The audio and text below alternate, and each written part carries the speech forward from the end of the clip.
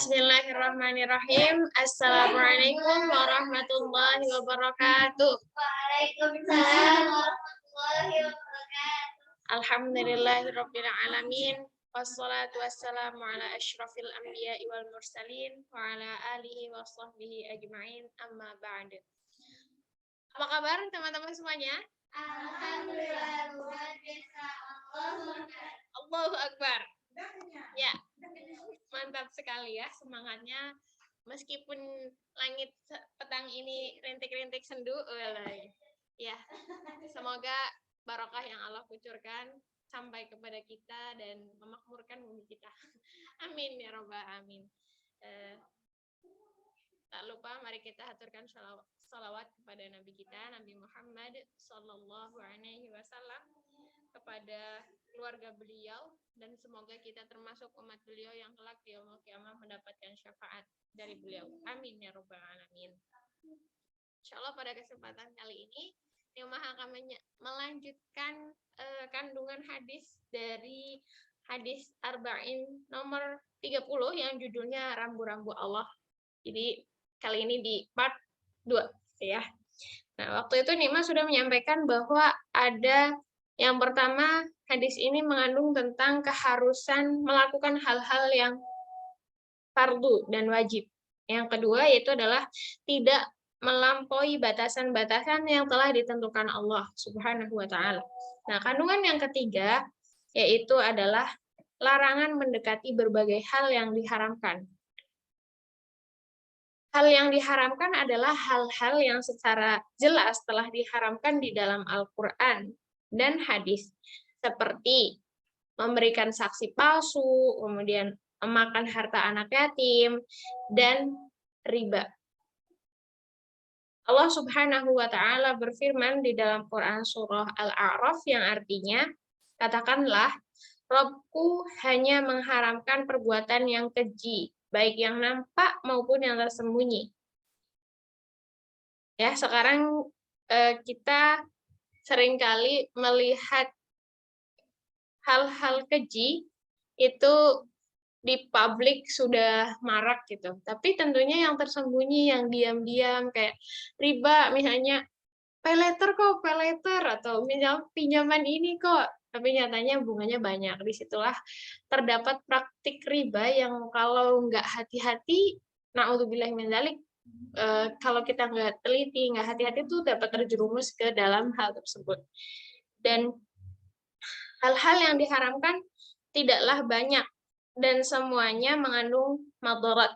Selain hal-hal yang disebutkan keharamannya, maka masuk dalam kategori halal.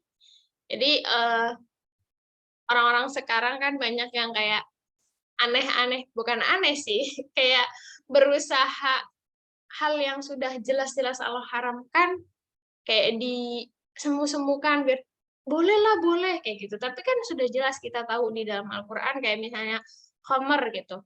Sedikit kok dicampurin di makanan biar kayak baunya lezat gitu. Ya tapi namanya khamar gitu ya. Mau sedikit, mau banyak gitu. Kalau bukan untuk kepentingan medis kayak misalnya untuk mau sterilisasi alat operasi atau yang lainnya kayak gitu kan, itu sudah ada ilmunya gitu. Tapi kalau yang kayak misalnya untuk campuran makanan dia sedikit biar enak, ya itu udah tetap haram gitu, kayak gitu. Dan yang kandungan keempat dari hadis ini yaitu adalah rahmat Allah kepada hambanya. Rasulullah Shallallahu Alaihi Wasallam menjelaskan bahwa apa-apa yang didiamkan oleh Allah Subhanahu Wa Taala atau tidak ditegaskan halal haramnya adalah rahmat Allah kepada hambanya. Hal-hal semacam ini boleh dilakukan atau ditinggalkan.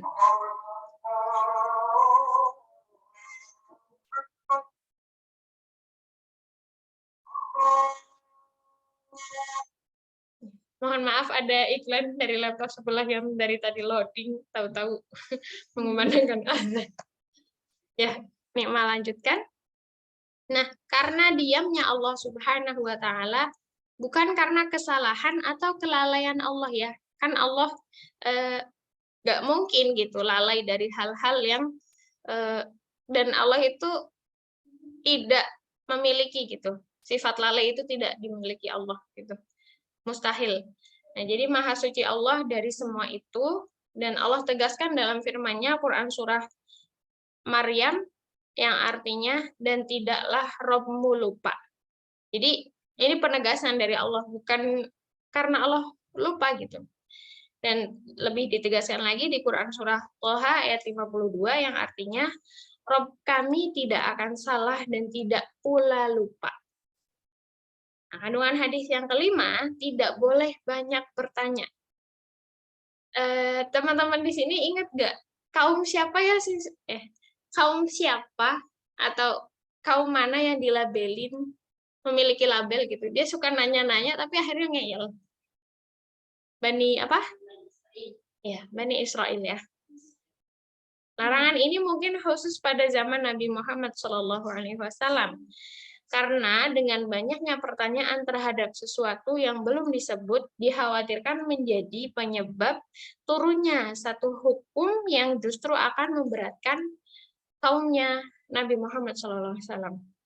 Nah, Allah berfirman di Quran Surah Al-Ma'idah yang artinya, Quran Surah Al-Ma'idah ayat 101 yang artinya, hai orang-orang yang beriman, janganlah kamu menanyakan kepada nabimu hal-hal yang jika diterangkan kepadamu, niscaya menyusahkan kamu. Namun, bisa juga larangan tersebut masih berlaku hingga hari ini, terutama pertanyaan-pertanyaan yang sifatnya tidak mendatangkan kemaslahatan. Kayak misalnya, apa ya?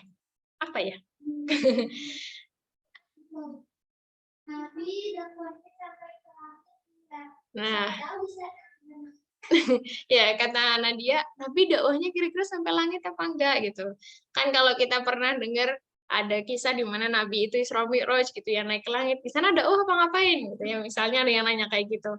Itu ya ngapain dijawab, orang enggak ngedatengin kemaslahatan gitu. Toh banyak hal yang harus diketahui daripada ngebayangin hal-hal yang kayak nggak nalar di kita gitu. Dan kandungan yang keenam yaitu adalah hadis ini menyuruh kita untuk mematuhi semua kewajiban, komitmen dengan rambu-rambu yang ada, rambu-rambu yang telah Allah tentukan, menjauhi larangan dan tidak mempermasalahkan berbagai hal yang didiamkan oleh Allah Subhanahu wa taala. Semoga ada kebermanfaatan yang bisa diambil terutama oleh Nikmah dan juga untuk teman-teman semuanya. Demikian kita cukupkan dengan membaca kafaratul majelis. Subhanakallahumma wa bihamdik asyhadu an la ilaha illa ant astaghfiruka wa atubu ilaik.